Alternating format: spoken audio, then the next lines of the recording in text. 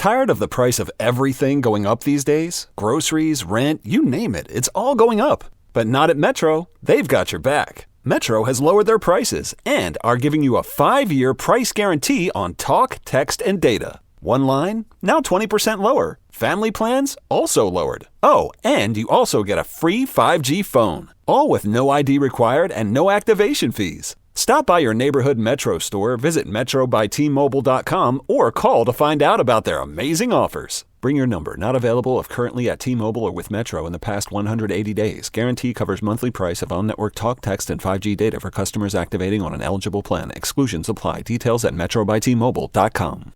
If you're a podcast host, listen up, this one's for you. My name is Allie Jackson. I'm the host of Finding Mr. Height, a dating and relationship podcast that I've been doing for 4 years now, sharing my positive and practical approach to dating that's built on my own life experience. And I wanted to share another experience that I've had, my secret behind monetizing my show. It's called Red Circle, and I was just telling my colleague about how much I love their platform. With Red Circle, not only am I getting a seamless hosting experience, but I also love the support I receive in ad sales. It's not just typical ad sales either. It's targeted opportunities based on my show and my life. And the platform is super simple. You just set your preferences and Red Circle matches you with sponsors that align with your show. You can vet every opportunity and their platform gives you great analytics. More recently too, my Red Circle team has brought me opportunities outside of my podcast on social media to really augment the podcast partnerships, bring them full circle. I just can't recommend them enough. If you want to give it a try, go to redcircle.com to get your free trial. That's redcircle.com for a free trial. This is Jordan Grace, and you're listening to the Social Suplex Podcast Network. BWB, this is One Nation Radio. You better get it right. Rich Latta, James Boyd came to give them life. The Blackest Wrestling Podcast has come to kick all ass and drop it 6 feet if they kicking trash. Word, let me welcome y'all to something different. And if you dig it, man, you should let some friends listen. We be getting it in, this on the regular, dude. Ravish and flow, but this shit rude. See, James don't rap, so I had to break it down. The whole network, man, we coming for the crown. Raps in the columns, I keep them both covered. Making the beats too, so the listeners can bump it. Hit us with the rating, yeah, I'm saying it's a 5. Before you hit it, talk, bob your head side to side. It's One Nation Radio, and this is the beginning. It's Rich, and I'm here with James. It's time to listen to One Nation. We got to unleash the power of the pyramid. This is Mike Sempervive from WrestlingObserver.com. Check me out on Wrestling Observer Live every day. And also check out your boys, Rich and James, on One Nation Radio. This is Kenny Omega. We're listening to One Nation Radio. Check it out, guys. These guys know what's up. Big Kenny Omega fans, that's all that counts to me. Goodbye and good night. Bang. Hey, folks. Welcome to this week's edition of One Nation Radio. I'm James Boyd. Here we have Rich Latta. What's going on, man? Not much, man. A lot going on in all the stuff that we're watching. But one thing I can say that I did not watch, and, you know, I don't think we really paid any attention to, or had no intention of paying attention to it, was the Army had a happy birthday over the last weekend, and there were WWE wrestlers sent to this event. Apparently, it was like there was some contention whether this was a Trump rally or not. Looking at the results in the footage, it sure seemed that way to me. But they ended up with some wrestlers there. Cody Rhodes, the Street Profits, Tiffany Stratton, I believe it was one other person that was there. But they ended up having to sing Happy Birthday to the Army and warm the crowd up before Trump came out. And I just found this kind of hilarious because, you know, I don't think any of these wrestlers, when they enrolled in wrestling school, pictured themselves having to sing Happy Birthday for the Army one day just cause. Well, one day you throwing your head at the ground, and then the next day you giving it up for you know, the largest army in the world. So, like, I don't see how this is too much different from Tribute to the Troops. So, like, if you are someone that started in WWE, yeah, you kind of did. You kind of did set up you kind of did realize this comes with the territory. If you're going to have to, you are going to, like, co-sign the United States military. Like, that's a thing. Now, as far as the connection to Trump, I mean, I don't think they did that without knowing Trump was going to be there and come out eventually. So there's that. Like, but, so, you know, am I going to hold it against Street Profits or Tiffany Stratton or Cody Rhodes that they were, they showed up at some rally that Trump was also attacked to? Not personally, not really, not me. Y'all can do that if y'all want to. I don't care for me. But like, even if they didn't know, they still signed up to be on the United States military show in 2025 at a time like this. So if you were trying to do the what do you call it, splitting hairs of you know, whatever, is like, I mean, you knew what they signed up for, or at least, or when they agreed to the call or whatever else. They knew what they were going to be involved with, and the Trump thing is just another level of it, but there was still a level that they went to. Well, like, this is like one of those things where it's like, did you know, like, what do you call it? Like the pregame stuff at NFL games or whatever else with the troops. It's like, yeah, if you were, yeah, you're part of the propaganda machine now. Sorry. I wonder if they got the backstage introduction, because I didn't see any footage emerge or anything, but one thing I did see emerge. My question is that if they had let it be known that he was going to be there, maybe Roman Reigns would have showed up to work for WWE. Perhaps, you know, big supporter, you know. But one person that did show up somewhere and footage did emerge, not written down here, but Triple H and Stephanie McMahon were hanging out with Robert F. Kennedy Jr. The other day in the office, posting the pictures and all. Apparently they're forming some commission on like sports and nutrition and health, and I'm like, I don't know, man. I don't think I need the guy whose heart almost exploded from all the roids he done put in it. You know, advising the youth about fitness and health and all this other stuff. Like, I don't know. For me, it doesn't add up. But a lot of things don't add up in this world. Well, but, I gotta tell you honestly, like, I'd rather have someone that had PED usage attached to your career as an adult compared to an anti-vaxxer guy as far as overseeing that stuff. So I mean, you know, yeah. Triple H pro-vax. You know, he clearly not afraid of it. I don't know, but what I will say is he damn sure ain't came out there talking about raw milk and shit. So, yeah. I mean, Triple H had to have told him about the spray. He had to have told him about the spray. The COVID piercing spray shit. You pierce it like a sword, baby. Yeah, kill the cell walls of the virus. Where is this? Why are these people missing from NXT in 2020 on their tapings if this shit's so piercing? Oh, all these people got concussions? Is it concussions or COVID? Is it one or the other? You let me know. Yeah, put some tussin on it. You know. Yeah, so Stephanie and Triple H out there doing public appearances together. That's nice. And RFK, and you know what Stephanie reminds me of right now?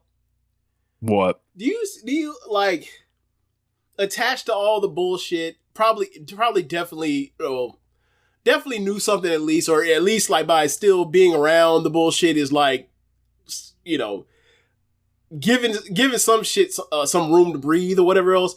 It reminds me of like the Katy Perry press tour that she went on for her album that came out, I think this year or maybe the end of last year, where it's like, oh, can you answer us why you're working with Dr. Luke again?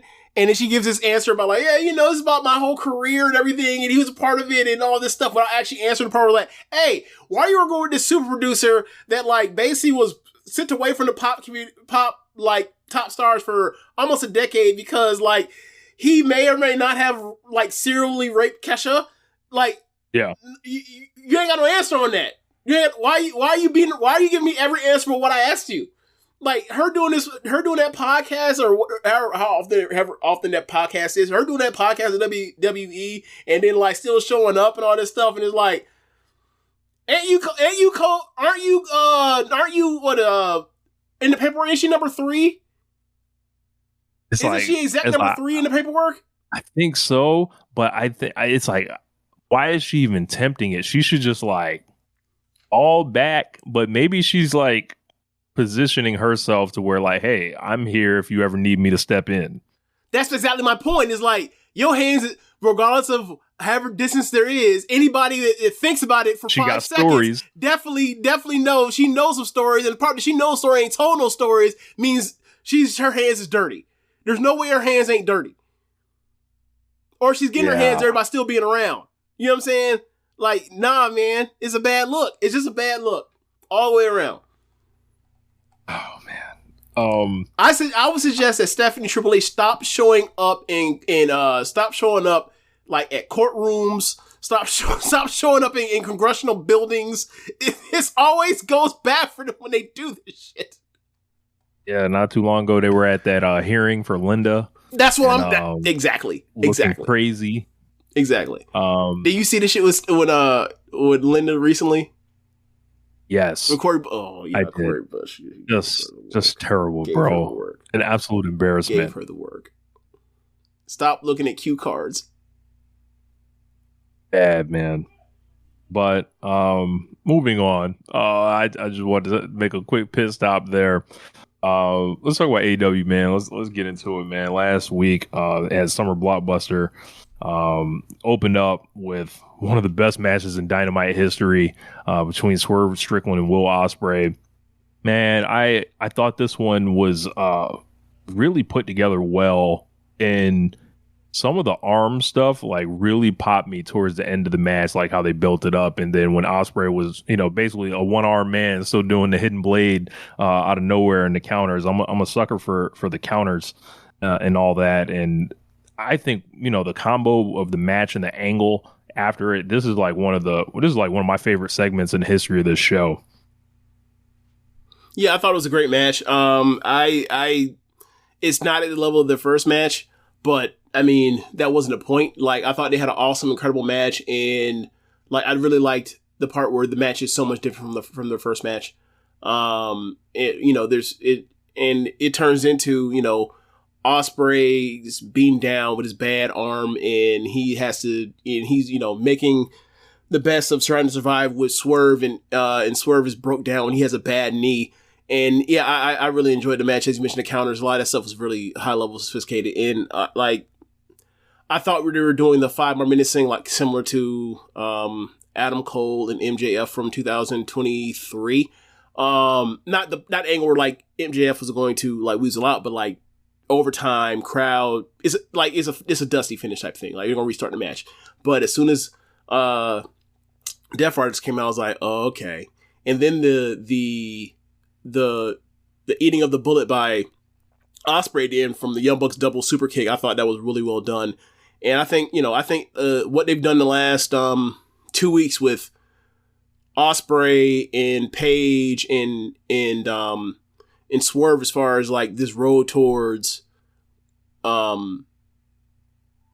going to end up all fighting on the side of AEW eventually. Like, they're getting dragged into it. They're going to put that stuff aside eventually. And I think it's a great story they've told. I think this is all after everything that Swerve and Paige have done to each other. Like, it has to be a long road to get to it. It can't just be like as simple as it was with Ospreay and Omega, where it's like, well, we both hate Don Callis. It's got to be like, no, we got to be dragged almost kicking and screaming and just back against the wall, end of the line, last desperation. It's either this or death. We got to make this work. So I think it's first and foremost the angle with Ospreay to get to with the Swerve thing, biting the book. I thought it was well done, great. The part where they never showed his face, I thought it was even better. And then like the part where the backstage stuff where they teased that we screwed, I thought it was well done. They teased even back after the Young Bucks screwed Swerve at Revolution. That is like, was it Revolution? It was Dynasty. Dynasty. At Dynasty, that like, yeah, we did this for Paige, and then Swerve, a couple weeks ago was like, I didn't forget this. And then they come back to it, and ultimately in the locker room or in front of the medical room, Swerve and Nana are overhearing the conversation. Like, no, we never agreed to this. Like, actually, I was telling the truth, or Paige actually was telling the truth. And Paige didn't realize that he was, being divulging heard. that to Swerve and Nana over here, and I thought it was all well done. So it's like you see the breadcrumbs where they're heading. I think they're doing it very, very well. I find it really satisfying too. Yes. Like, did the shit like suck when Swerve didn't win the belt? But at least they have an explanation. They've had explanation the whole time of where they were headed. Where like Swerve's not going to be champion, but there's a reason why he's not champion. Yes. Yeah, they have more than an explanation. They have like 2 matches built out of it, like between the Moxley and Page match, and then from there you're looking at Swerve and Will Ospreay. With Swerve loses to Hangman, that same or a Double or Nothing, and then back-to-back pay-per-views, like the guy that loses the pay-per-view match is basically roped into the Young Bucks thing, and the Young Bucks match at these things is a huge spot. It's almost like an Undertaker spot. Like they can be champions, they can not be champions, but they are always going to get time. They're always going to have a chance to have a great match. And then it's like, why wouldn't you? And all you got to do is come up with the reason why. And I think they've like delivered with like all that stuff. Yeah. Okay. So you mentioned that like it's the Undertaker spot, open spot for WrestleMania.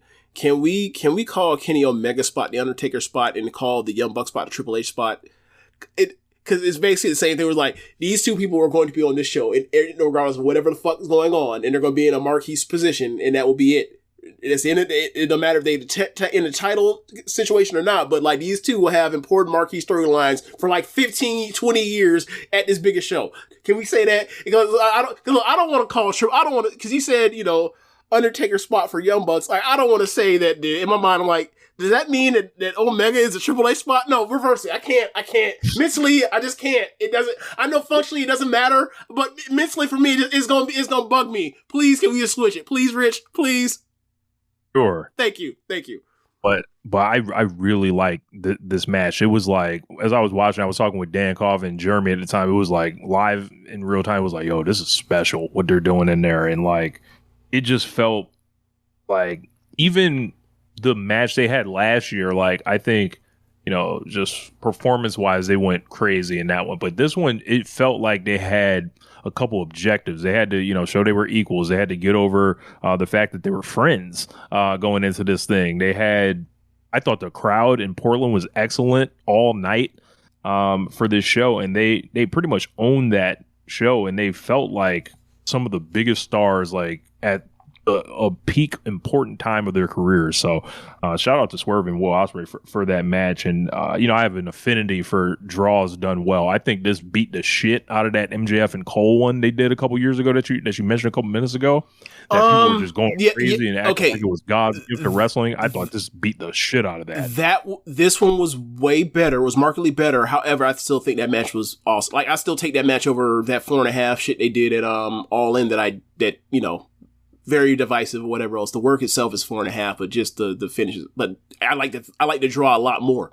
Like talking about like we basically are separating like, or what we're saying is like we're shitting on like a 4.5, or we're saying that like Ospreay and Swerve basically wiped their ass with like a easy 4.5 plus star draw that MJF and Adam Cole did. Like that's very impressive. That's hard to do.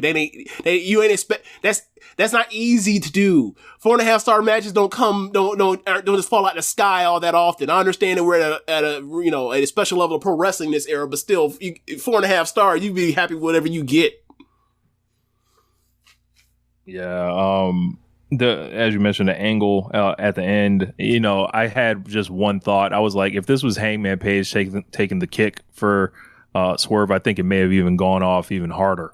And I don't think they do that.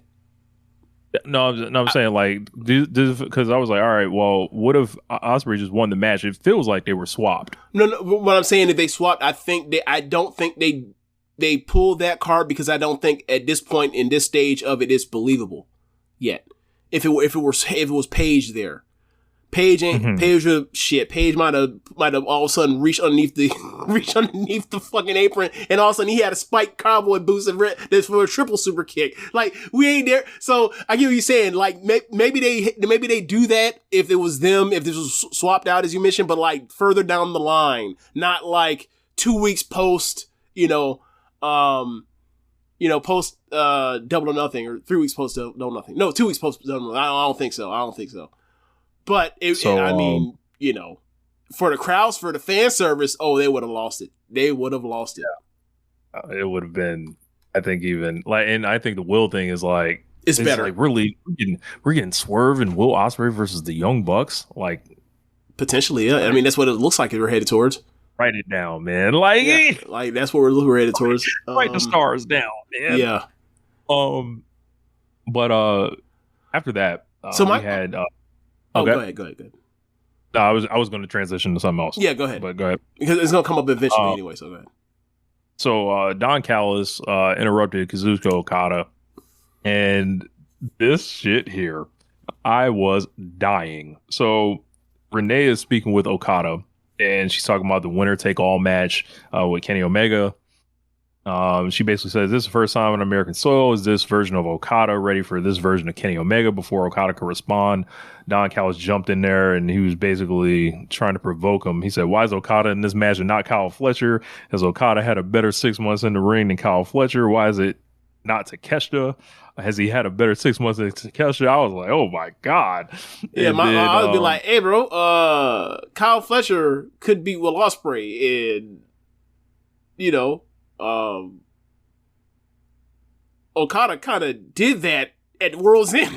What are you talking about? So, Okada was basically like, or just looking at him like, huh? And then Callis basically started yelling at Okada. He's like, maybe I should just address this to you. Why is it not Kyle Takeshita? Why is it you? Because that makes me sick. And then basically the whole group ends up surrounding him after Okada grabs him. Basically, he's like, hey man, I don't want no trouble, I'm just an old man. The whole group's there. They don't attack Okada, and Okada just says bitch. He let him go and then called him a bitch and walked away. Yeah, at this point I was like, that's strange. I was like, okay, don't think about it again. They're all evil. Yeah, they're all. I was like, hold on. I was like, is this like Okada, like kind of babyface there? Huh? What's happening here? I was like, oh, okay, hold on. I didn't think about this till it happened, but like I was just in my mind. I was like, oh, they didn't beat him down because he's evil as well. Yeah. Like you don't want to fart. You don't want to break any furniture, and when you inside the hallways, of Legion of Doom. It's one of those. So it comes out of all these checks. We got this Mystico and MJF thing. So MJF or Mystico beats Blake Christian pretty decisively. Yes. Or whatever. The crowd's in the midst. That is what Vanilla Baby is there to do. Get whooped. Yeah. That man's wrestled Kenny Omega and Mystico in the same year. Nice year for him. Didn't he wrestle Swerve too? I believe he did. Yeah. I believe he did. I have to double check. No, that might have been. No, was that Clark Connors that wrestled Swerve? I know Clark Connors worked him too, but okay. I have to look through the list. But after Mystico won, MJF came out, Hurt Syndicate. Basically, MJF congratulated Mystico. He said, that was very impressive, my friend. It's not easy to impress me since all these people know I'm the most complete professional wrestler in the sport today. He challenged Mystico for Grand Slam Mexico. He said, I'm going to give you a match next week at Grand Slam Mexico. I look forward to ripping that dime store mask off your face. This actually kind of worked for me. MJF kind of popped me during this. And I feel ashamed. But I thought, I was like, oh, I thought this set it up well. What about the rest of it? What do you mean? Sin Cara calls him a puta madre. I love that too. And then like in the MVP, like apparently is like giving him translations, which is like he ain't actually giving no damn translation. It just makes it funny. He's like, he turns around and goes, "What? He's like, you gonna be puta madre? What?" So then he goes, "Listen to me." He's like, when I used to watch you on my TV, and you were just sloppy Sin Cara. I was like, oh my fucking god. I didn't like that part, but me neither. Because like. Stop being. Why do you have these WWE brain worms? Yeah, like, bro, we know who the fuck he is. Be able to say anything back to you like that. Like the only thing is, if MJF loses, fine. Oh, there's under no circumstances should he beat Mystico. None. Right, but it's MJF, so he's going to come away with something. Yeah. Who has he done a clean job to except for Hangman Page?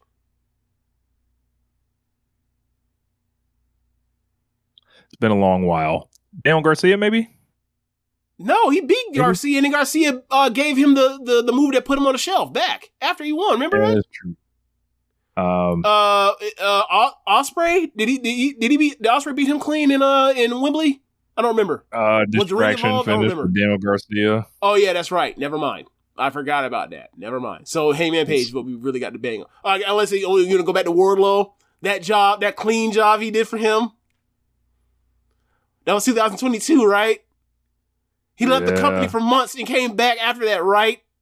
I'm sorry. He showed up next day, cut a work shoot promo, and called Tony a fucking mark and went off TV to take a paid vacation, right? Yeah, it's been a long time. Did he lose to Adam Cole? Did Adam Cole beat him at World's End? When? World's End. This year? Last year. Last year? Let me see. Adam Cole did beat him, but I don't remember if it was clean or not. The ring had to be involved. It's MJF. Yeah. Anyway. Right. But then again, Adam Cole is the political, whisperer. He got Malachi to lay down before he came back to become Alistair.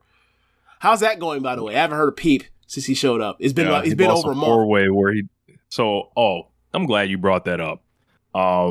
That King of the Ring tournament they're doing, that's some of the most fraudulent shit I've ever seen in my life. I thought that huge ass bracket these were all singles matches, James. Apparently those things were all broken up to be 4-way matches or whatever to keep niggas out of doing jobs like fucking Rusev, like Aleister Black, like they separate all these dudes up and divide them up, and it's just like, why do y'all not want to beat anybody? It's so funny, bro. It's like, if you don't beat anybody, nobody can like ascend.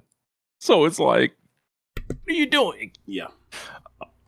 I didn't even know that was going on. I didn't even know the was even out for King of the Ring yet. So after that, we got Speedball, Mike Bailey, Kevin Knight, and Massacre Dorado out there with the Hurt Syndicate. Basically, they came to save Mystico after the beatdown was starting.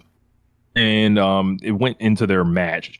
MJF pretty much worked this whole match, and he was dressed like MVP. Yeah. We got a question from Heavenly Halbert in the Discord, which just sent me into hysterics when I saw it.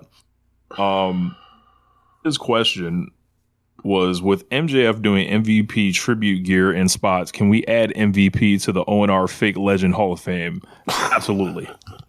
Absolutely. Along the side, the likes of William Regal, Billy Gunn, Matt Hardy. You can go down the list. Okay, hold on.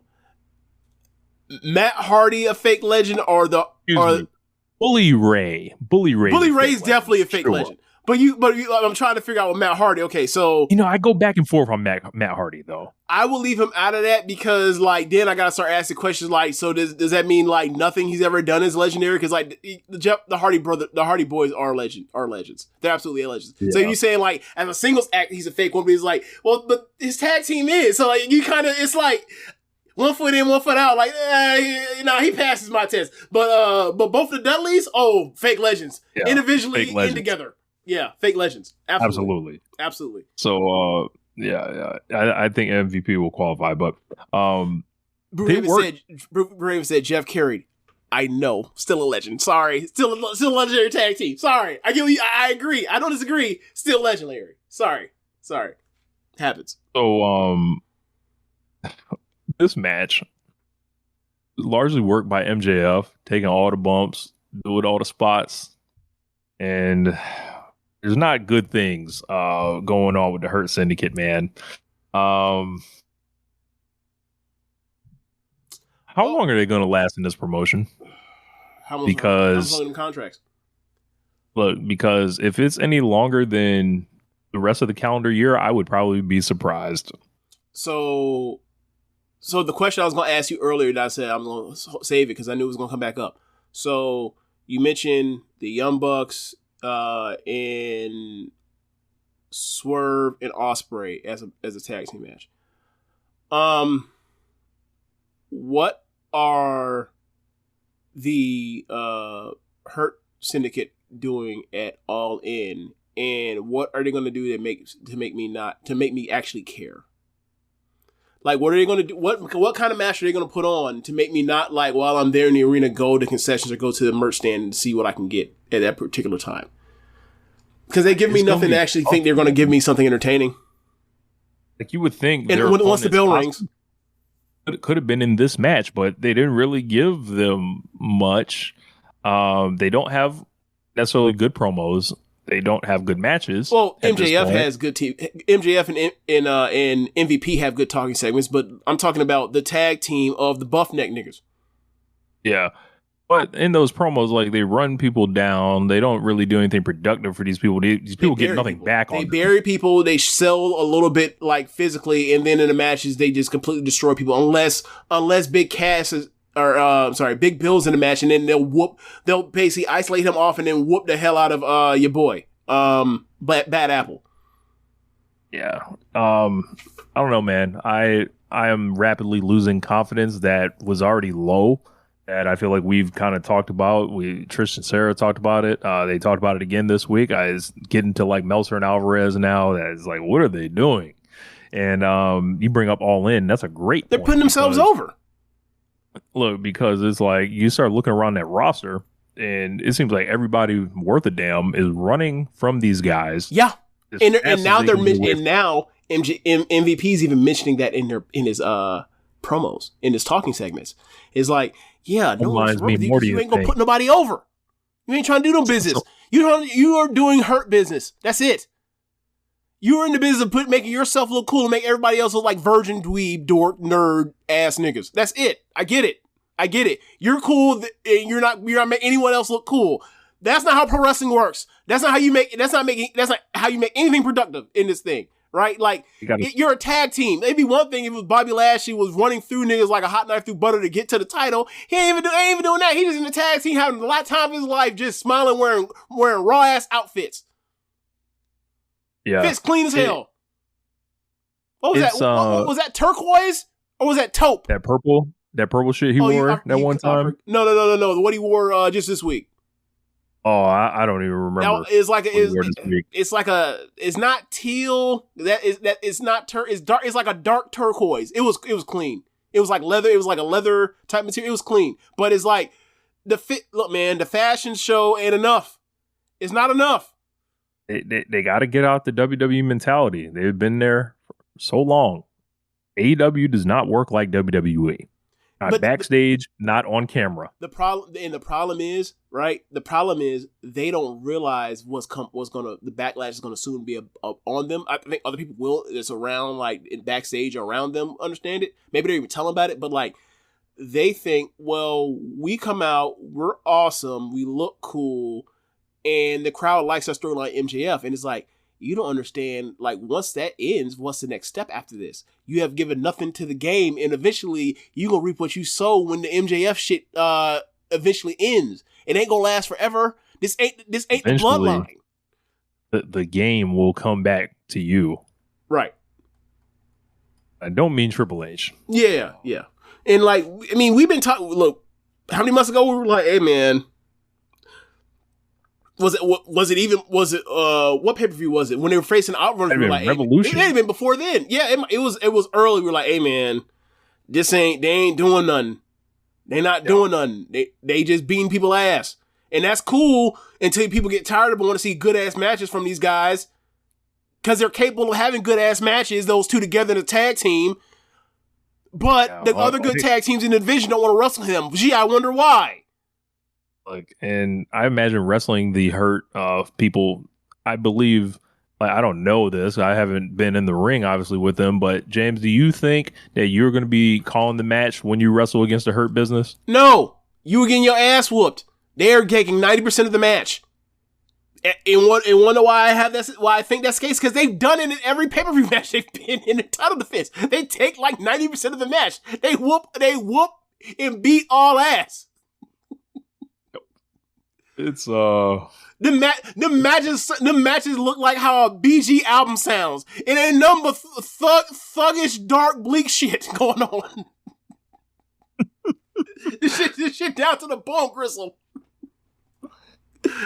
So, one funny ass fucking part of this whole thing was at the very beginning of the show, Hangman Page is walking in the building, and then all of a sudden, Jon Moxley is ducked off to the side where Heyman doesn't see him, and he turns around and it's like he's in disguise. He has like a hat pulled low or something. I was like, bro, I sent a tweet out. I sent a tweet out, and Moxley spins around real slow and shit. I was like, bro, this is how Bruce Lee used to like infiltrate movies and like Chinese Connection, like when he was dressed as like a telephone man or something before he goes and whoops everybody's ass. Yeah. That's like the funniest shit Jon Moxley has done in a year. Bro, I was like, this evil motherfucker's everywhere. Like as you mentioned, Bruce, like it's like some straight up espionage shit. Like niggas, I'm part of staff. I just, I like what would have been better if they had showed like imagine if there was like a Death Riders, like Being the Elite for Death Riders Evil Edition, right? And like they show backstage when that man gets to the stadium early, Death Riders stadium early. They grab a staff member, whoop his ass, throw him in the closet, and strip him naked and take his clothes. And then Moxley then has the hat, and he's staff now. He's staff now. Yeah. Like, yeah, that shit was hilarious, bro. And the funniest, maybe even funnier is like, just seconds before that, it's Hangman talking to Daniels or whatever else, and like they didn't even realize, like, yeah, that's a pretty big security guard. Niggas got no peripheral vision. Yeah, I mean, I get it if you don't see him because he's wearing all black. Like, most of the camera crew and security in AEW is wearing all black, so I get that. It slides. When that man turned around, I was like, that's fucking Moxley. And I was like, they finna whoop his ass, and sure enough. So then all of a sudden, about an hour later, Hangman Page comes stumbling out, and he's bound and gagged. Imagine getting your ass whooped for an hour. Niggas, did they take a lunch break off his ass at any point, or did they just have Marina put him in a hold a little bit while the rest of them rested? Like what went on here? The man was already hog-tied and bound out here. Like, that's some look. Tunnel Talk. Listen to Tunnel Talk on the Social Suplex Podcast Network. He just lucky they didn't break out no baby oil. Yeah. So they had.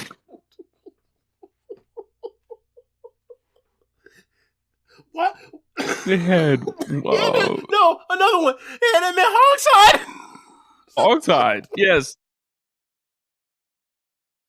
They knew how to hogtie, James. Bro, I'm having a coughing fit from laughing over here, bro. Oh man.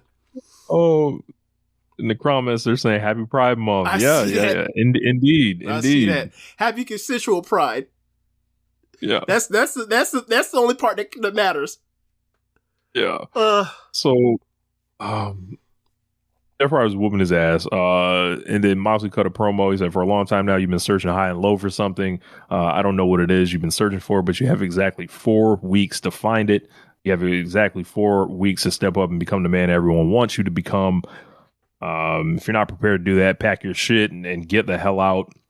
From there, Heyman headbutted Moxley while he was still restrained. Insane. But the Death Riders was basically like, nah, man, we ain't having none of this fighting back. So they went and got a chair. Moxley put a bulldog choke on him, and Claudio wrapped it around his neck. All of a sudden, the ops ran out. Joe, Hobbs, and Shibata, and the Death Riders, took their ass off. And then Heyman, got up, pissed. He said, I come too far, and I'm too close for them to be the best you've got, because I would ride through death itself to take that world championship. And if I find one of you tonight, I will take your heads. Texas Death Match, be there. Hey, I feel like it's happening. Do another one, great. Look, so do you remember the time right before, in the build-up of Samoa Joe versus Swerve, where Swerve brought out the chain and choked Samoa Joe, and then Joe clearly said, nah, bro, you forgot. You tried to choke a nigga with no neck, and then he just got out of it. Hey man, Yeah. I need a same kayfabe application for like, hey man, you ain't headbutting no bald head nigga and surviving. That's not how that works. I watched too much boxing in my life where headbutts happen with a bald head nigga, and it is devastating. For Hank Man with his luscious locks to come out here and headbutt one of my brethren and win. Nah, bro, that you breaking kayfabe. You breaking kayfabe. This insulted the ball sensibilities. Hey, man, this has been the bald educational moment. This is a weapon. This is a weapon. And I ain't talking about my brain. This is a weapon. Okay? This scalp, this bare scalp is a weapon, okay? So after that, we got Anna Jay and Tay Mello against Megan Bayne and Penelope Ford. Happy to see Tay Mello back. Yes. Very happy to see her back. Do you watch her when she did a couple shows in Stardom? I didn't see those, no. Okay, it was beginning of this year. So, okay. Yeah, she was fine. But, I mean, she was fine. Obviously, she was still working her way back. Yeah. I had fun watching this. I think the Bayne and Ford combo has been a nice addition and to give Megan Bayne something to do in the meantime before she's heated up as a challenger again somewhere. What do you think of what do you think of Penelope's since she's been back? I think she's been better. Like just straight up better wrestler. I mean, I think she's like realized like, you know, the calendar is turning here. Like you look around and there's not that many people from the time that she was there still regularly in action. So every time she gets a chance to go out there, you know, she's trying to, you know, prove that she fits. And I think her and Bayne, like that's a good thing right there because it will. I think people like Penelope Ford that have watched the company for a while, and then sticking Bayne with her is like, you know, give her some year credibility, trade, you know, whatever. Yeah, I mean, even before the pairing, I mean, like she had a few matches before they started eventually moving to that tag team, but I was like, I like what she was doing in singles. Like, I think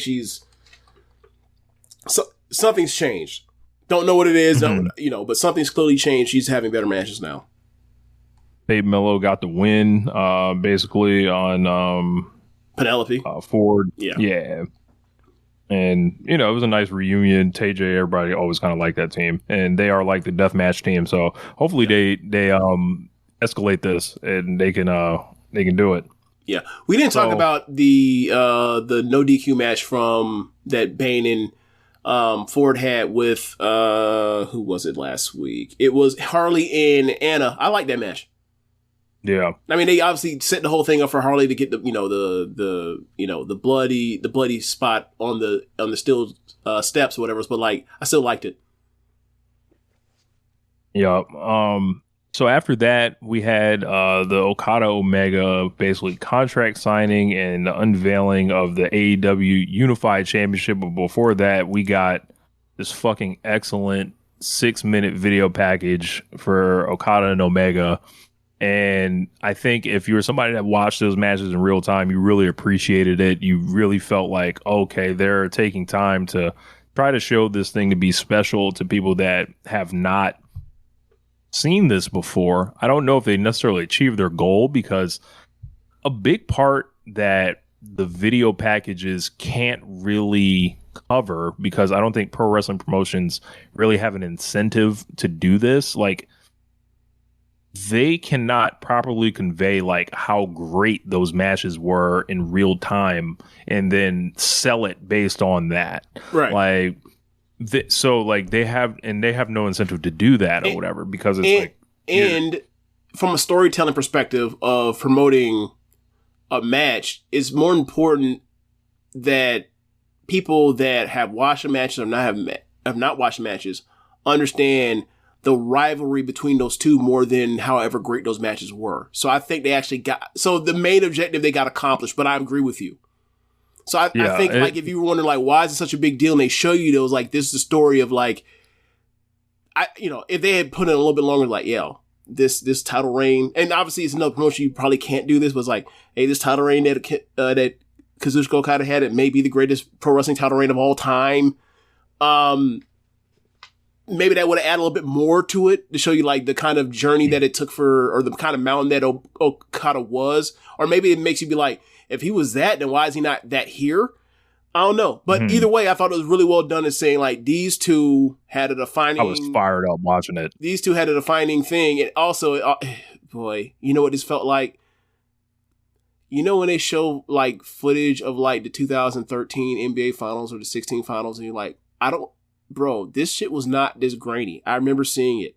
Like, the footage was looking cloudy and dusty. I was like, bro, I no, there's no way that in 7 years that like the camera work or the graphics and stuff has changed so much. We're like, now it's like I'm watching fucking Jordan footage, Jordan last shot pushing off Brian Russell now. Jesus Christ. We get old, man. We get old. Cause it's like, you remember this shit in your mind crystal clear and vivid. And then all of a sudden you see the footage is like, there's no way the cameras have changed this much in this amount of time. No way. I mean, maybe they was just playing the 720p copy that had always been on New Japan World. But that might be it. And because when they were showing, I was like, damn, this shit look dusty. And then they showed both of them in the AEW footage. I was like, God damn it. All right, man. All right. Okay. Yeah. Okay. But like, I don't know if like this got it over with people that don't have any connection to this, but for someone that does, like it was so exciting, and I think it was so appreciated to try to show the deference to it, because like this was a rivalry that rewrote in-ring performance that just kind of took it to a whole new level. And the thing is, since then we've seen matches like in this vein. We've seen the rise of Will Ospreay. We've seen Danielson come back. We've seen, the Bucks, Hangman, Swerve, like different people like step up to these like legendary levels. Not to mention your Kota Ibushi's, Tomohiro Ishii, Tetsuya Naito, everybody else in that time period just carrying it forward. It's like, it's so hard to show how special that one was, because what they did in those matches became the standard and that everyone competed with. Right. It's like when you first heard like Lex Luger's 808. Yeah. Right. And then it's like now, like I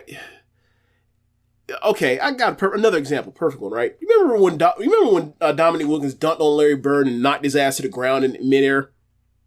You ever seen that clip? Yeah. Mm-hmm. Kane has this big like he likes basketball, but what he really likes is watching clips of people getting dunked on. Right? So sound like a real nigga to me. Until he starts wanting to talk to you during the middle of a playoff game about dunks, and I'm like, there's a game on right now, you're gonna see a dunk. So anyway, he starts asking me, what's the best dunk you've seen? He'll do it like every few days. And I'm like, I think I told you, like, these dunks. He's like, oh, those are good. And he's like, so he started asking about other dunks or whatever else. I was like, there's this dunk, whatever. I showed him the Dominique dunk on Larry Bird. He puts Larry Bird's ass in the ground. The crowd's losing their mind. He goes, I don't think that's a good dunk. I was like, okay. I see what you mean. So like, this is a perfect example of like, the thing that happens first, as time passes, that gets emulated and stuff gets patterned off of or whatever else, it may, it becomes less special in the eyes of people that only saw the things that it was imitating, right? So like, that's a big thing. So that's one of those things where it's like, I can't believe this fucking sixth grader, going to be seventh grader, saw Dominique Wilkins dunk on Larry Bird so hard that he fell to the fucking floor on the baseline, and it said like, that's not a good dunk. I just couldn't believe it. Like I rage flashed over my body. I was like, I wanted to do one of those like full on things to a 6-year-old, as far as like, you're wrong because X, Y, Z. Was like, whatever. Like I was like, it's one of those things like, I just had to suffer it and deal with it, because like, there's no way he's gonna get it. Because he never saw what basketball was before then that led to where we are now, where, you get an Anthony Edwards dunk or you get a Ja Morant dunk. He loved them to the death, by the way. Why? Because they dunk on people like crazy. So, yeah, man. Yeah. Like, another one. Never told you about this one. Sorry for digressing. He asked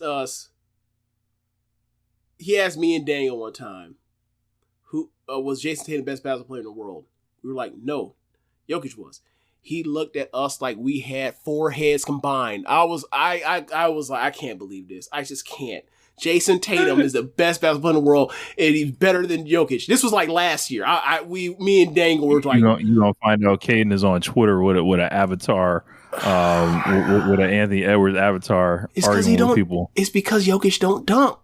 That's what it is. It's because Jokic don't dunk. Got to capture the youth in this country. I was so disappointed. As far as and I think, you know, they couldn't just coast on the video package or whatever, so that's why they did what they did after, which they pulled out the new AEW Unified Championship. These have plates, one for the Rainmaker, one for the One Wing Angel on there, and I saw this. I loved it. I thought it was like, oh man, this rivalry is like immortalized in some small way or whatever.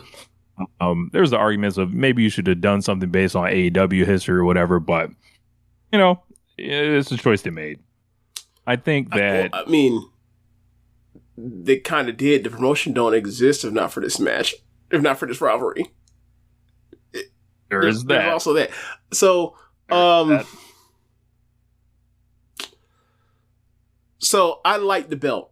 However, jokes, right?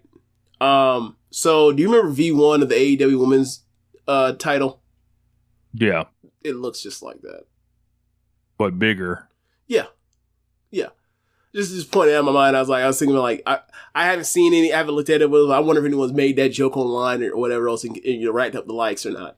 But it's there. Someone has to, obviously present it better than I just did, but it's there. Yeah, so the winner is getting that belt, and the International and the Continental are going away. And basically, Kenny came out there and said he spoke earnestly to Okada, who at this point, he told him to come out. He says, 7 years almost to the day we had our last match. Let's leave it all in the ring one final time for everything. I was getting excited. I was like, let's get it. And then all of a sudden, that Don Callis music started hitting. And I was like, all right, here we go. And then Kenny Omega fucking snaps. And he's like, fuck this. Essentially, you're not going to ruin this match. I know all your tricks. And then, basically says you're not going to cuss us a couple times. He was pretty animated. You know what I wanted, honestly? Do you remember when Omega first came back and Callis interrupted him and then Omega basically ran straight up, just straight on site, ran and got him? I want him to do that again. Not like I want that to be a constant tradition. Callis shows up to interrupt Kenny Omega. Omega said, you know what? I'm going to take a piece out your ass every single time I see you. None of this. But go ahead, Rich. Tell us what happens from there. Yeah, so he said, I know all your tricks, and then Cal's like, you didn't know this one. And then all of a sudden, that camera swings the long way, and then you're like, fuck, Okada's out here about to join him. So Okada drops Kenny from the back and joins with Don Callis. And after all these years, Don Callis has finally bought Kazuchika Okada. James, how do you feel about this? So this will be the first time going into an Okada Omega match where I'll be rooting for Kenny Omega. So there's that. Also, there's this part where it's like, damn it, he's gonna be on fucking commentary for this match. I can't fucking escape the Don Callis. Actually, you will, because you'll be in person. Oh yeah, but even a rewatch, I have to watch that and suffer through it. You ain't rewatching this shit. Probably not. But yeah, man, maybe years from now. But still, I was just like, man, all right. So, but the only glimmer of hope I have out of this, not to say that his involvement makes the matches better. They don't. It is a personal thing where he irritates the shit out of me. And I think he's an evil guy. He's an evil character that I think should always be getting his ass kicked left and right. So this leaves the possibility that I finally get my Kenny Omega V trigger on Don Callis. It's always there. It's always there. Kenny Omega gonna give me one. He gonna give me one of these days. They gonna give me that, and it's gonna be special. Might be in person. I could be in person, boy. If that, how I might hit a backflip in the damn crowd if he hits that shit in front of me. I don't even know how to do a backflip yet. So This nigga Don Callis pulls out a steel police baton. I'm like, why do you have this? Cops. And he basically he swings that shit at Kenny. He gives it to Okada, strikes him. Kenny collapses. Right in the diverticulitis. Yep, keep hitting him. And then the medical personnel picks him up, and then Callis gloated from ringside. Then all of a sudden, Kazuchika Okada was like, "I'm still on your ass," and he returned, and he basically catches this nigga on the gurney, and then gives him a elbow drop from the top rope. So Okada's wearing a suit this entire time. Yes. So like the way he does the elbow drop is like he don't jump, he just falls. He falls. That shit is always he don't even fall. He lean and drops. Yes. So bro, all right. So he gives him the one from the top turnbuckle to the stretcher joint that's in the ring, or the flat board that's in the ring, right? And I'm like, okay. And then so I've already seen the clips of him with the bloody mouth or whatever else. So I'm like, okay. So what the hell does he do to give him the bloody mouth? So then this motherfucker comes off the apron onto the gurney, which is less actually painful than him being on the thing, like the first one he gave him. And then Omega comically gives a bro. I fucking start howling with laughter. Like, even to tell is me, this the anime shit? They just showed this video package of, you know, three of like the 10 greatest matches I've ever seen in my life, right? Of this rivalry of like super, you know, just super spectacular, real, you know, ultra violent wrestling, right? Easy to buy in, easy to suspend your disbelief. And then you mean to tell me this motherfucker gets an elbow drop and just admit, bro, he vomited blood up. And that's basically what he did. I was like, all right, bro, okay. Like it turned like a what do you call it? Remember the shootout scene in Django Unchained when the blood was just flying ridiculous? It was like, this is not, like, it was one of those way the blood was coming out of Omega's mouth. I was like, this is, all right, this turned into slapstick comedy all of a sudden. I was like, all right, man. Like, it's funny. So it's nice. I'm like, Kenny Omega's hilarious. He's just hilarious. Everything he does is funny, bro. Bro, was this some anime stuff? I thought I saw people comparing it to something that happened in anime, like where he spits out the blood or something. Maybe it was. There's a lot of those. I haven't seen all the animes in the world. There's dozens and dozens and dozens. I've only watched maybe like a handful of them ever. But I don't watch the anime. I save them all for you. Like, thanks. Come on, man. Thanks. Yeah, I have not watched Beep or Bleach or Cowboy Bebop, so I'm not much of a anime person as much as I wish I could be. I'm watching live action anime every Wednesday. So yeah. So I didn't watch the whole second part. I was like, all right. I think I watched only a few things. The only thing I did see was the FTR and the Atlantis senior and junior brawl and the promo leading up to that. That was fucking awesome. This nigga Dax Harwood and Atlantis senior. I need them niggas to do it. I need them to do it. Okay. This nigga Dax was out here. I skimmed through the end of the match. This man is so funny when he is like selling ass for 62-year-old Atlanta senior. I was screaming. I was like, this is amazing. But of course we got the Bucks and Hangman segment we talked about earlier. Yeah. Kyle Fletcher ended up beating Anthony Bowens. They did a Julia Hart and Toni Storm match that was kind of decent, actually. I do remember seeing that. Okay. But they've got to do more. You know, they went very heavy the first week with Mercedes and Tony, and Mercedes is going to be wrestling Zeuxis tomorrow for her belt in CMLL. So I don't know what they're going to do there, but this was an angle heavy show or whatever. Yeah. Basically, all these baby faces like your Swerve, your Ospreay, is out here getting dead to rights killed. Kenny Omega dead to rights killed. Yeah, Mercedes beat the shit out of Tony too. Yeah. And then it got interrupted by Mina. Oh, she had Mercedes had that steak out, had that well done steak again. You saw that, right? This is a new running gag. She out here just eating big meals at ringside. This shit's funny. Like, got the mixed heels team. Bro, she's so good at being a heel. She's so good. Like, cause like she does this ticky tack annoying stuff. It's just so I like it. I like it a lot. But yeah. Sorry, go ahead. Yeah, but we got the mixed trio team of Mark Briscoe, Tomohiro Ishii, and Willow Nightingale. Love that team. There was a Willer Yuta. Yeah. There was a Willer Yuta and Chris Statlander vignette that I saw, and they were making it like Statlander has a home with the Death Riders, essentially like, hey man, like, why don't you come roll with me? And if not, you got to face Marina. Yeah, that's what it felt like. Yeah. Marina Shafir is what causes Statlander and Willow to reconnect. I guess we're gonna have to come up with a war for Marina. She was the straw that stirred the drink. But this is all a really good show. Mexico's next week. They're doing a big 10-man tag. They're doing a 12-man tag, I think. Yeah, 12. It was they announced in the main event, like it was like an 8-man or whatever. And then after all the stuff that happened in the fallout, they like Tony Khan put another graphic at 12-man. Like, god damn. All right.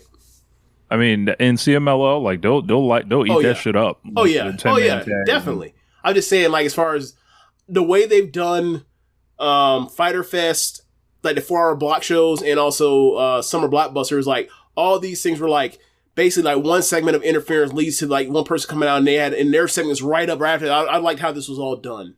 I liked how it was. Yeah, this was the second of like the 2 4-hour shows. Right. Like I didn't make it all the way through the 4-hour shows, but like what I did watch, I liked a lot. Like, and then I didn't hear people being like, "This is way too long." There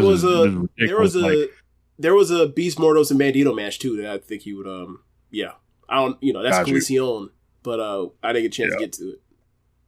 So the lineup for Mexico is there's a 4-way: Mascara Dorada, Ricochet, Hologram, and Leo Rush, and that is a 4 million peso challenge. I heard someone say that Ricochet needs to win and then think he made $4 million or whatever, and he'd be like, "Yeah, you gotta come bring this shit back to America." And then he's like, "I'm rich," but like then he finds out he not rich. Essentially, I mean, look, that's still $200,000. I put my phone. I put this on mute, and I had to send that into Google. Like, hold on, how much is 4 million pesos in USD? It's like, $210,000. That's a lot of money. Because then, what was the other match that the babyfaces won? That was a bunch of money for the babyfaces when they won. I think that was 100,000. Okay, Tony Khan said, "Hey, we doubling it." Okay, but both AEW and CMLL both put up 100,000. Yeah, got Death Riders and the Young Bucks teaming up against the Ops, Swerve and Ospreay, MJF versus Mystico, and then you've got Hechicero, Kyle Fletcher, Konosuke Takeshita. What's up? Yes, all right. Listen to this lineup: Hechicero, Kyle Fletcher, Konosuke Takeshita, FTR, and Josh Alexander. That's a wrestling team right there. Yeah. Against Bandito, Templario, Atlantis Jr., Adam Cole, Brody King, and Daniel Garcia.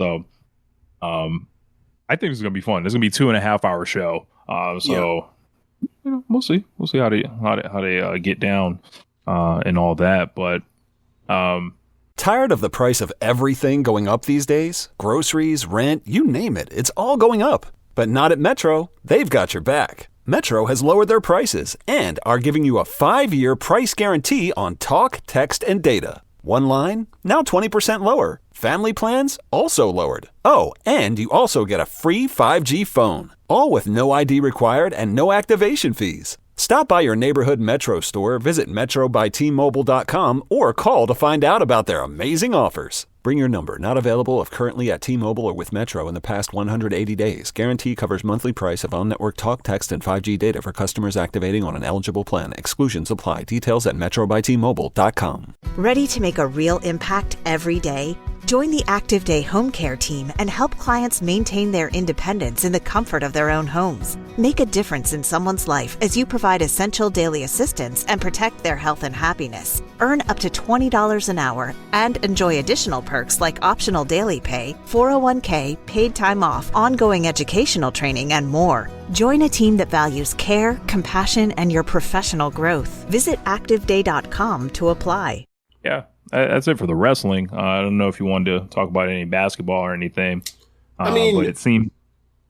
We did that in the pre-show with what happened in this Connecticut Sun and Indiana Fever game as far as basketball. As far as the NBA, Caitlin's back. We had the big weekend with her going crazy against the Liberty. just like 38 seconds of fury.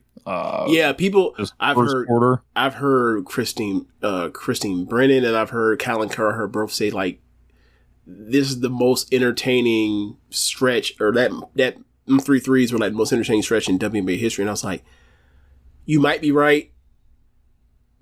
Also, y'all don't watch enough. Y'all haven't covered or watched enough WNBA to be being declarative and saying that. I would have held that one off. You gonna piss people off, but then again, the people that get pissed off by it, they ain't talking to them. They can be mad anyway. Yeah, they're not talking to them. I wouldn't have been as definitive in saying that. I would have been like, this is different than anything we've ever seen in this league. I would definitely have said that, because that's what she is. Like, she, how many times I gotta make the comparison like Steph Curry, Randy Moss. This shit different. We ain't seen no shit like this before. At this, based on what we've seen before. She's ripping this league, or she's gonna come and rip the league up. Like, that's what it is. She's she just came back. There's bad news like on another front. Nafisa Collier like left the game injured with a back injury tonight. I hope that she's not out for, let alone extended period of time. I hope she's not out for any period of time. But if she is, you know what's about to happen. So, I hope Nafisa's great, because she's got off to an all-time great start to the season. Yeah. She's 50, 40, 90, 26 points, stellar defense. Isn't it like 8 rebounds or something like that? Yeah. I looked at it. The Commissioner's Cup final is between the Fever and the Lynx on July 1st. Okay. So, but yeah, there was a hugely physical game just before we went on air with the Connecticut Sun and the Indiana Fever.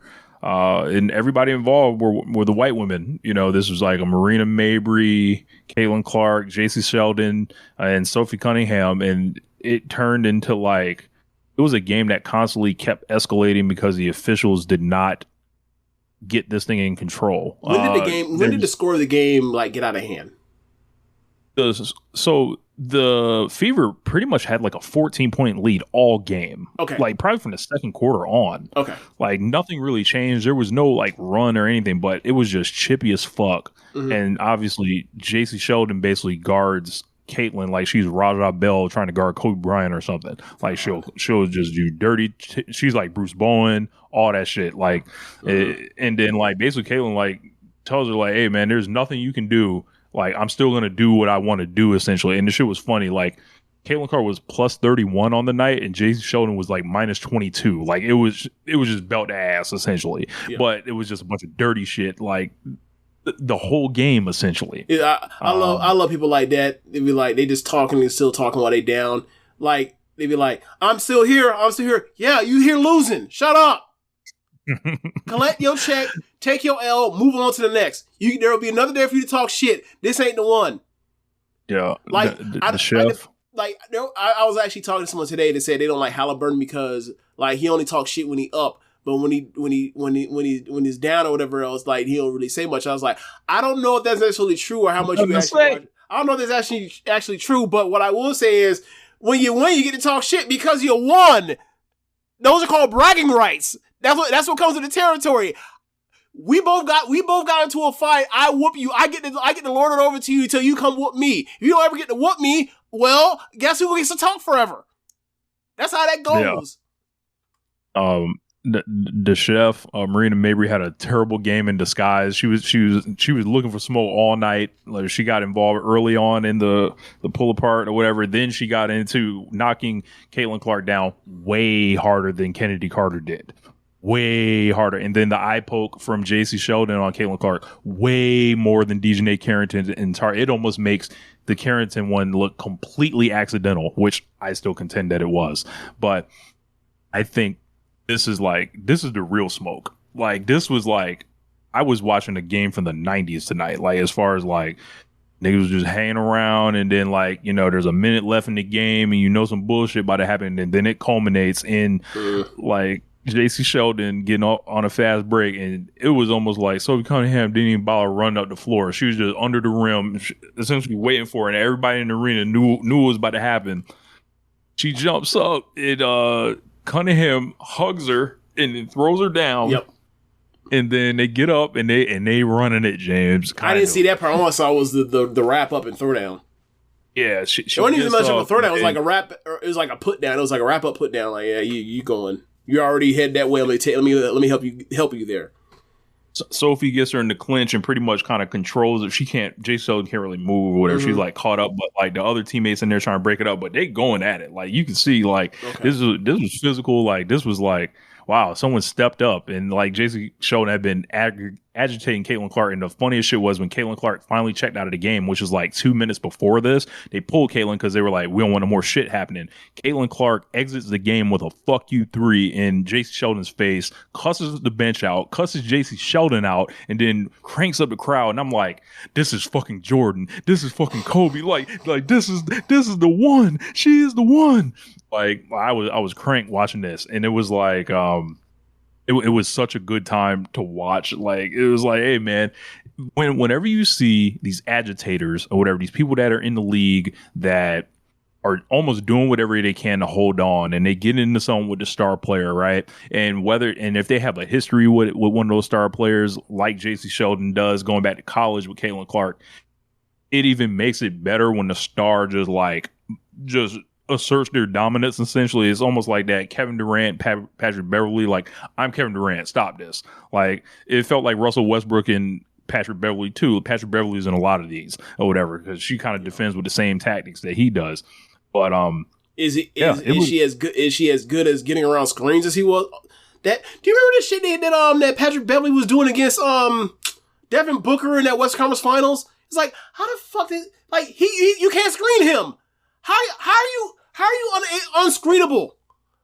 How we send up ball screens on dude with an all-star guard and the screen might as well not even be there. He's getting around it so well. That was mystifying. I was like, all right, bro. You from the rack. Yeah, he is. But hey, like, look, Tony Allen from the rack too, and he wouldn't move around screens like that either. Like I've never seen him manipulate the way get around screens. Like even Caruso now, he's almost unscreenable, but even he gets caught. It's anyway, huge distraction. But yeah. But yeah, man, this was a real moment. You talking about physical tonight? You were talking about physical, yeah. right? And then Stephanie White like just blitzed the refs in the post game, like everyone in this league is getting better except the referees. I was screaming. She's getting fined. Oh yeah, but they finna definitely go in her pockets and take out $750. Yeah, but yeah, this was a belt to ass, but it was like, yeah, bro, like the overlay of the game changed in like the third quarter. Like the Fever went completely cold. The Sun had to put their entire bench in, and their bench started catching fire, but they never were able to like take the lead or whatever.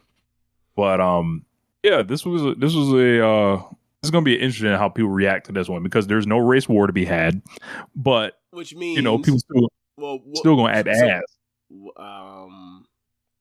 I don't know. You mean on Twitter, or you mean like the larger like sports world?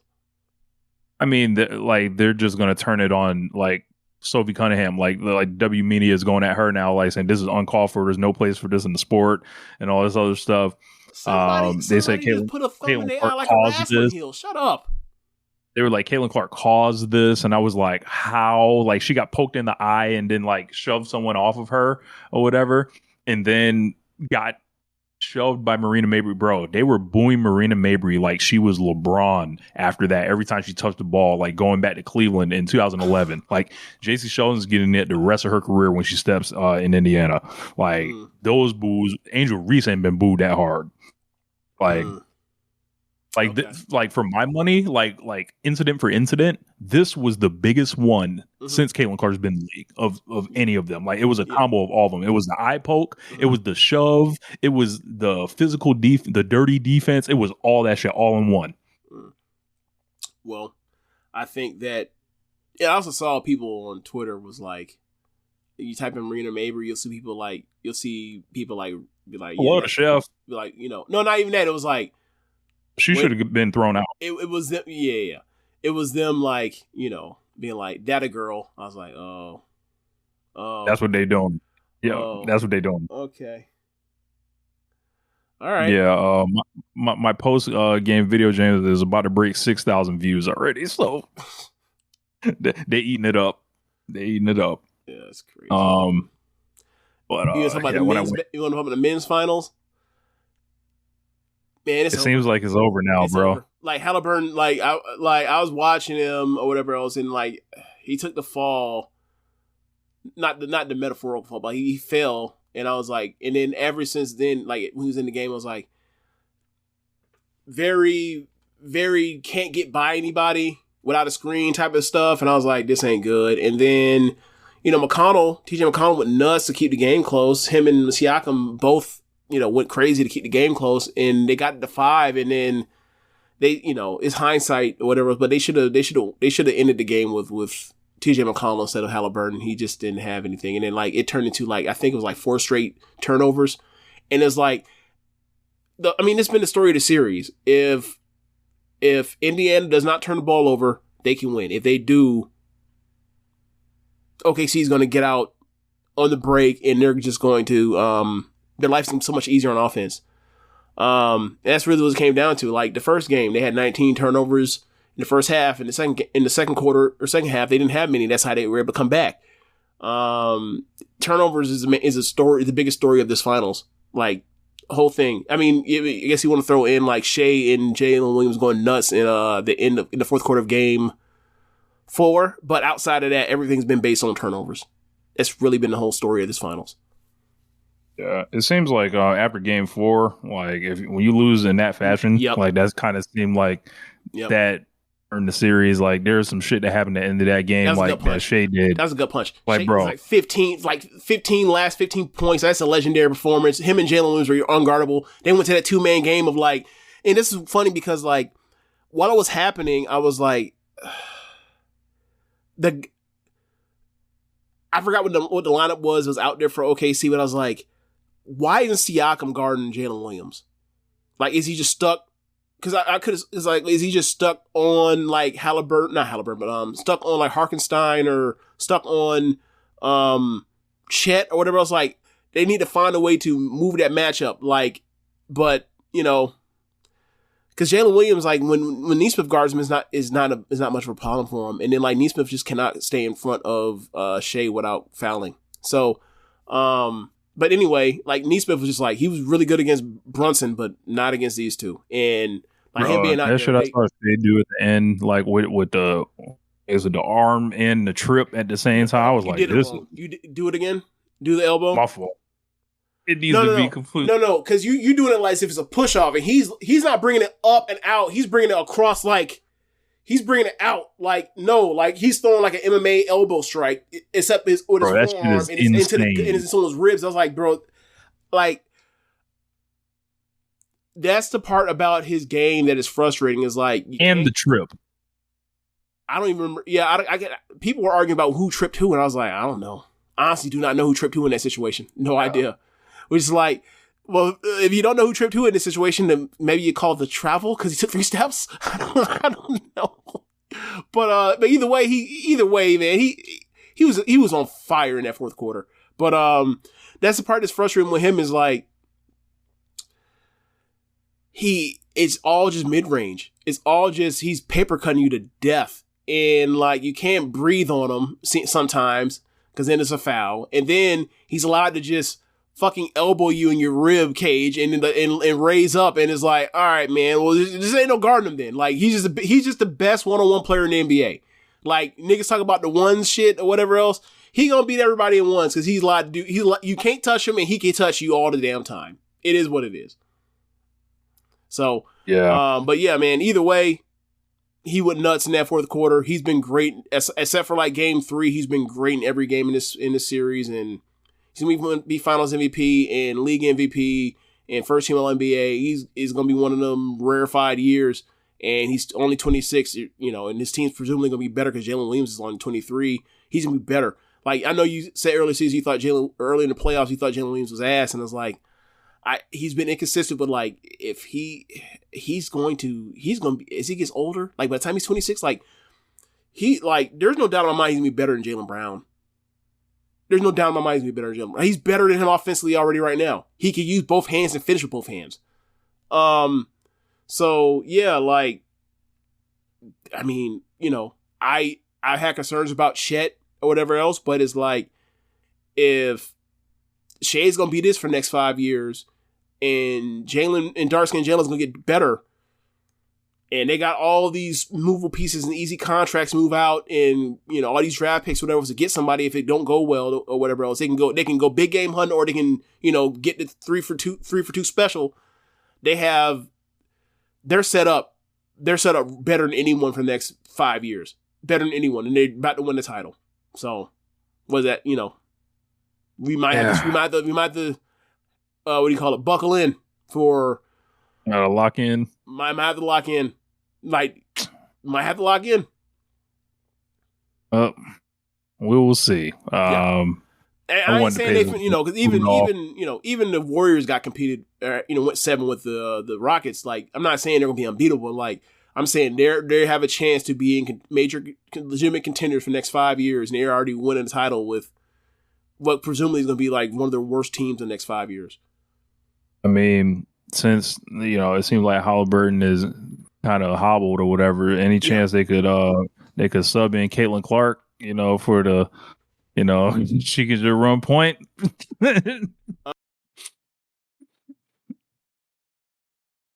You muted. Yeah, they need help with 3-pointers, but outside of that, like, can we put Caitlin Clark's shooting ability inside of TJ McConnell and see how that works? TJ McConnell do not want to shoot threes at all, and then when he does shoot them, they go in. Like, yeah, it's frustrating. It's frustrating, but yeah, he'll always have that game 4 or that game 5 in his and the thing, like, I don't know how many backup point guards are better than him. Like, I don't know what the situation is, his contract or whatever else, but it's like, there are plenty of teams that need someone that can do what he does in a, with second units or whatever else. And not many teams have that. Yeah, he's been around a while. Yeah, I mean, he was he's one of the process Sixers. Yeah. Yeah, he's been around a long time. I'm just saying, like, the last 2 years watching him in the playoffs, like, I just like him. And, like, even while he's scared, it's not he's scared to shoot, he just doesn't want to shoot because it takes him forever to fucking launch the thing because his release is super long. But, like, I just like the way he plays offensively. Like, he's out here, he gets to the paint, he's out here just causes you a bunch of stress because, like, he'll get into the paint and he'll do that Steve Nash shit where you just dribble through and all whatever else and then drive underneath the rim and then come back around. He's I'd hate to have to guard him. Oh God, I'd hate to have to guard him. If I was an NBA player, that, like, he'd just leave you. You don't have a chance to breathe when you play him. It feels like. Yeah, man. Well, I guess the Thunder are about to win. I would have loved to see the Pacers, pull it off, but yeah, that's just the way it goes. Yeah. I quite frankly, I like watching Indiana play more, but I just thought that there was too much of a talent gap, and, like, once Halliburton's hobbled, it's like, well, yeah, they had some, in their game 4, and then that, look, man, Shea and Jalen Williams basically they said we are not losing this finals in that fourth quarter. They basically decided that it's over. At this point, it's game 6. You're on your home court. Shit, go out firing. Everybody launching threes. We trying to just live to fight another day. That could definitely happen. Like, because what if Aaron Nesmith and Miles Turner actually, like, play worth a damn or shoot worth a damn? They have not shot worth a damn in this finals. Yeah. So I don't know. We'll see. Yeah, we'll see. But is that it? That's it for me, man. Yeah, that's it for me. That's it. Light week. All right. Thanks for watching, y'all. If you are watching normally say thanks for listening, y'all. If you're watching from the stream, be sure to go over to the show notes of the podcast was posted and go to the restaurant link and donate there. Listen, also go to our Chop Tees store, pick up some One Nation Radio merch there, and be sure to listen to other shows on the network besides One Nation Radio. You have Keepin It Strong Style, All Things Elite, AEW Match Guide, Wrestling, Art with Chris Things, MWE Adventure, Tunnel Talk, and the Trish and Sarah Wrestling Podcast. Thanks for listening, y'all. Later. Peace.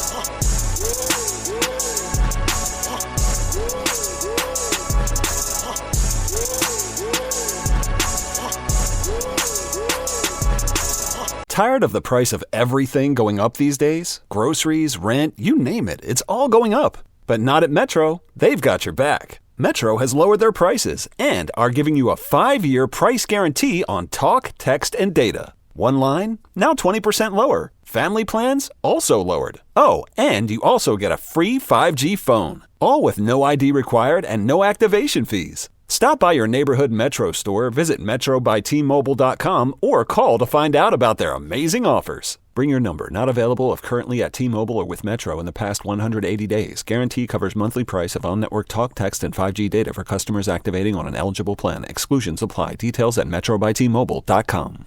If you're a podcast host, listen up, this one's for you. My name is Allie Jackson. I'm the host of Finding Mr. Height, a dating and relationship podcast that I've been doing for 4 years now, sharing my positive and practical approach to dating that's built on my own life experience. And I wanted to share another experience that I've had, my secret behind monetizing my show. It's called Red Circle, and I was just telling my colleague about how much I love their platform. With Red Circle, not only am I getting a seamless hosting experience, but I also love the support I receive in ad sales. It's not just typical ad sales either. It's targeted opportunities based on my show and my life. And the platform is super simple. You just set your preferences and Red Circle matches you with sponsors that align with your show. You can vet every opportunity and their platform gives you great analytics. More recently too, my Red Circle team has brought me opportunities outside of my podcast on social media to really augment the podcast partnerships, bring them full circle. I just can't recommend them enough. If you want to give it a try, go to redcircle.com to get your free trial. That's redcircle.com for a free trial.